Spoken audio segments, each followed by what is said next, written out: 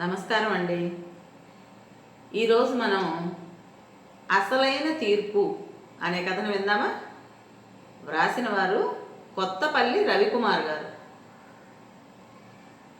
ఇందాక లాయర్ గారు వచ్చారు. రేపు కేసు వాయిదా ఉందని గుర్తు చేయడానికి వచ్చారట. మీరు లేరని చెప్పాను.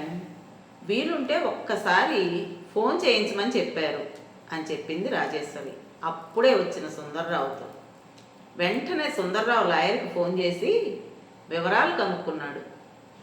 ఏమన్నారండి లాయర్ గారు అని అడిగింది రాజేశ్వరి. ఏముంది, నీకు చెప్పిందే మళ్ళీ నాకు చెప్పారు. మన ఇద్దరిని 10 గంటలకల్లా కోర్టుకు రమ్మన్నారు. పిల్లలకి పంచిన లెక్కలన్నీ ఒక్కడి కూడా మర్చిపోకుండా రాసుకుని రమ్మన్నారు. అది సరే కానీ లాయర్ గారు వచ్చినప్పుడు నీ దగ్గరికి ఎవరైనా వచ్చారా అని అడిగాడు సుందర్రావు. ఎవరూ రాలేదు, కానీ లాయర్ గారు వెళ్ళిపోతుండగా కృష్ణమూర్తి గారు వచ్చారు. ఎవరు ఏంటి అని ఆరాధిస్తే కేసు విషయం చెప్పాను అని చెప్పింది రాజేశ్వరి. విని ఏమన్నారు అని అడిగాడు సుందర్రావు. కొడుకుల మీద కేసులు వేయడం గురించి గురువుగారిని ఒక్కసారి ఆలోచించుకోమనండి.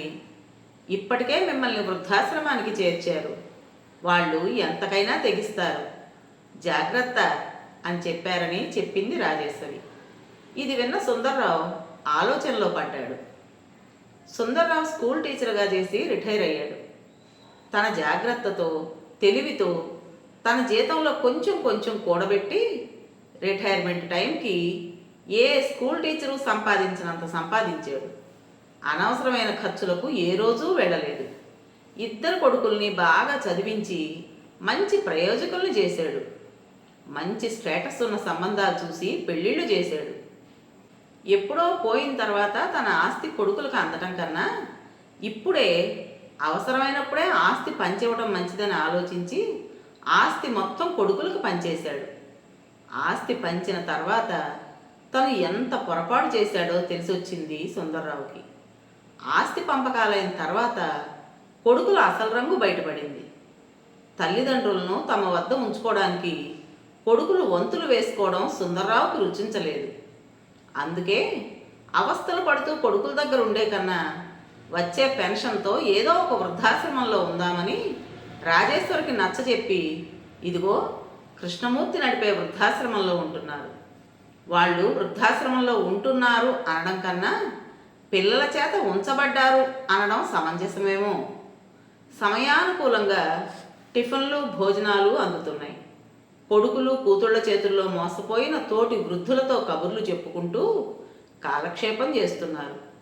అందరూ అన్ని పనులలో సాయం చేసుకుంటూ ఆనందంగా జీవితాన్ని గడుపుతున్నారు.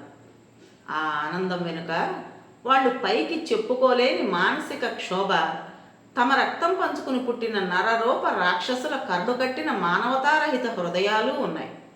కానీ అవి పైకి కనిపించనీయకుండా అందరూ బాగా నటిస్తూ కాలాన్ని గడిపేస్తున్నారు. ఎంతోమంది విద్యార్థుల మనసులు చదివిన సుందర్రావుకి కన్న పిల్లల చేత వెలివేయబడిన వయోవృద్ధులను అర్థం చేసుకోవడం తేలికే అయింది.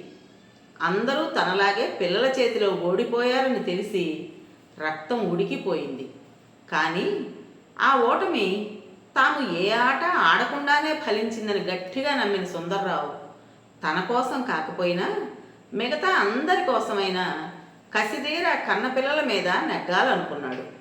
అందుకే తన కొడుకుల మీద కేసు వేశాడు.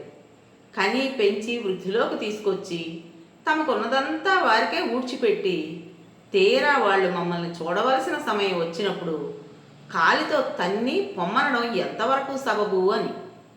ఈ వృద్ధాప్యంలో జీవితాన్ని లాగలేక వెళ్ళదీస్తున్న మాలాంటి ముసలాళ్లకు పిల్లల తోడు నీడ ఎంతైనా అవసరమని కోర్టులో కేసు వేశాడు. ఎంతమంది వద్దని వారించినా ఈ కేసు అంతు చూడాలనుకున్నాడు సుందర్రావు. ఆ కేసు సంగతే ఇందాక లాయర్తో సుందర్రావు మాట్లాడింది. కోర్టులోనికి రాగానే తండ్రి కేసి కసిగా చూస్తున్నారు కొడుకులిద్దరూ. తమ మీద ఏమి కక్ష సాధిస్తావని వ్యంగ్యంగా ఒక నవ్వు విసిరి చూస్తున్నారు.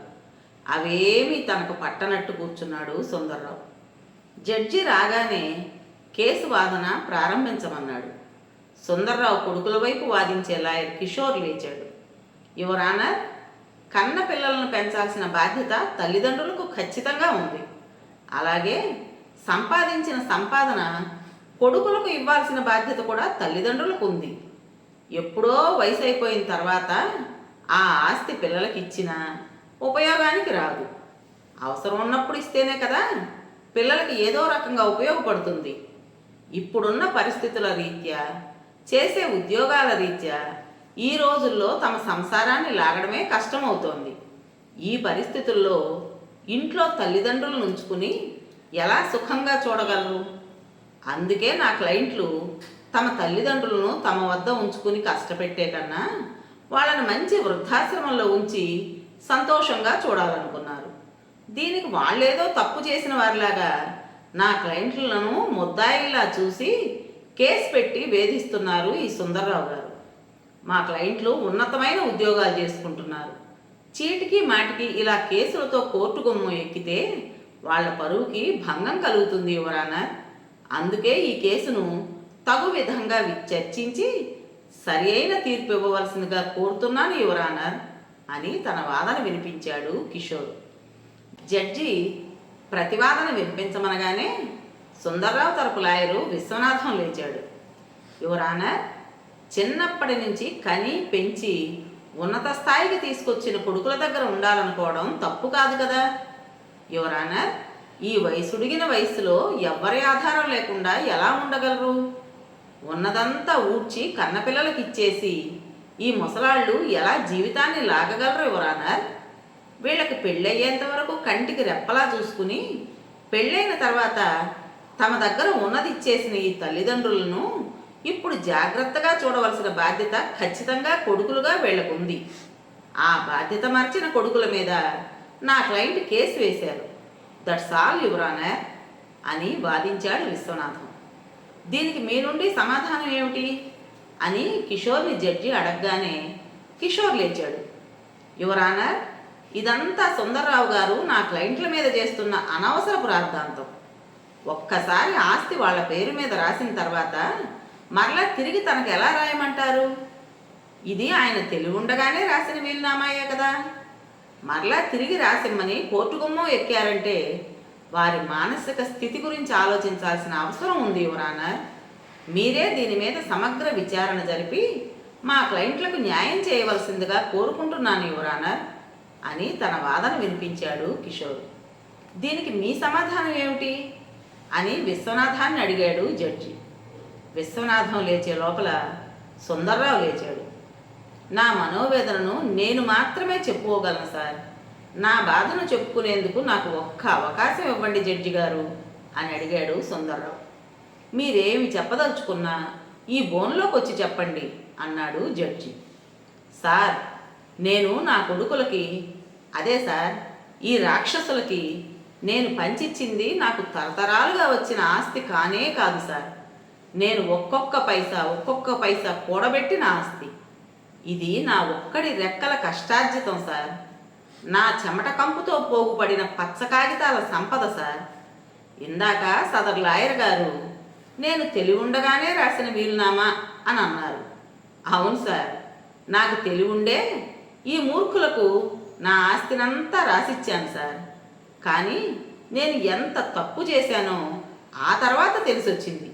ఇప్పుడు అదే తెలివితో నా ఆస్తి నాకు కావాలని కేసు పెట్టాను సార్.